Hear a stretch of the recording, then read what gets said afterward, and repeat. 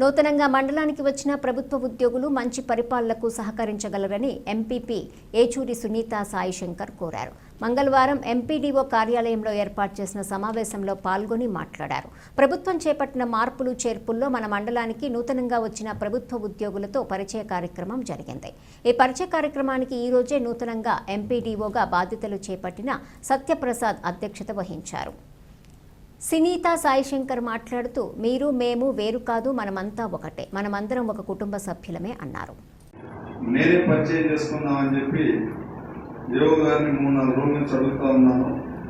అందరు జాయిన్ అయితే ఒకళ్ళ నిర్వహించి అందరు ఏదన్నా ఎక్కువ మొత్తం జాయిన్ అయ్యి ఉంటే ఒకరోజు పరిచయ కార్యక్రమం పెట్టండి.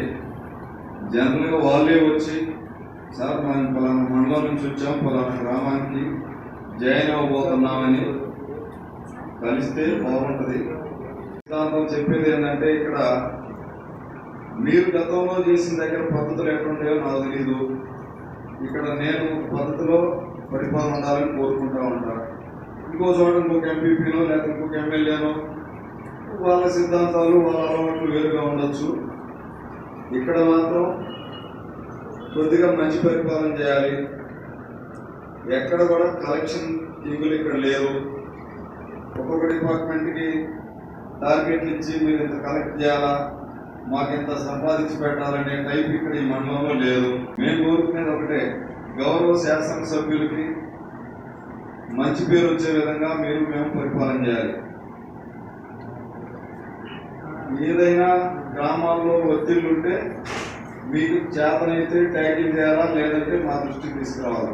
అంతే తప్ప దాన్ని సమస్యను పెద్ద చేసి మీకు ఏదైనా ప్రమాదం వచ్చేదాకా తెచ్చుకొని అప్పుడు మా దగ్గరికి తీసుకురావద్దు.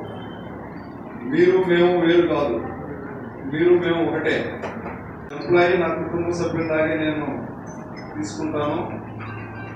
మరీ ముఖ్యంగా సచివాలయ సిబ్బంది కానీ, సెక్రటరీలు, మండల పరిషత్ సిబ్బంది, వాళ్ళకి సంబంధించి ఏ ఎలిగేషన్ వచ్చినా, వాళ్ళ పైన ఎవడైనా దురుసుగా ప్రవర్తించినా నా పైన ప్రవర్తించినట్టుగానే నేను రిసీవ్ చేసుకోవడం జరుగుతూ ఉంటుంది. నేను పదవిలో ఉన్నంతసేపు నా ఇంట్లో పిల్లలు, నా కూతురు, నా కొడుకు, నా అన్నో తమ్ముడో తప్పు చేస్తే, చెడ్డ పేరు వస్తే వాళ్ళకి ఏ విధంగా రియాక్ట్ అవుతానో అంతకంటే ఎక్కువ నేను రియాక్ట్ అవుతూ ఉంటాను.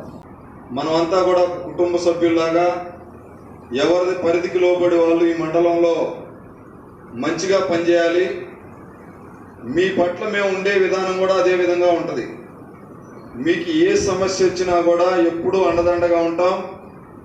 మీ పట్ల ఎవడు ఏ గ్రామంలో ఏ నాయకుడైనా ప్రజలైనా పరిధికి మించి మీ పట్ల ఏదన్నా అసభ్యంగా ప్రవర్తించడం కానీ, మిమ్మల్ని ఇంకేదన్నా చూడటం కానీ జరిగితే మీ పక్షాన్ని ఎంత దూరం రావడానికైనా నేను కానీ శాసనసభ్యుల వారు కానీ ఎప్పుడూ ఉంటారు. ఏదైనా